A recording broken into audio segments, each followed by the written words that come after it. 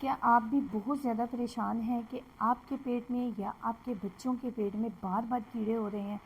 तो ये वीडियो यकीनन आपके लिए है। वीडियो एंड तक लाजमी देखिए, इसे सेव कर लीजिए और इसे सदका जारिया समझ के शेयर कीजिए। आपने करना क्या है कि लहसुन के 2 जवे लेने हैं, 1 चम्मच कद्दू का बीज लेना है और 1 ही चम्मच पपीते के बीज लेने हैं। इन तीनों को आपने अच्छे से बारीक पीस कर रख लेना है। सुबह निहार मुँह आपने नीम गर्म पानी के साथ लेना है। इंशाल्लाह चंद ही दिनों में अफाका होगा।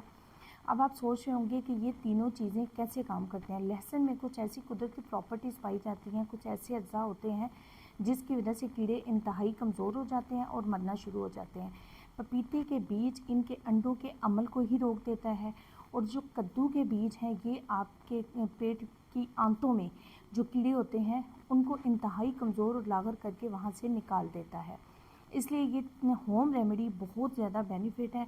इसे इस्तेमाल करें और मुझे दुआओं में याद रखें। Thank you for watching. अल्लाह हाफिज़।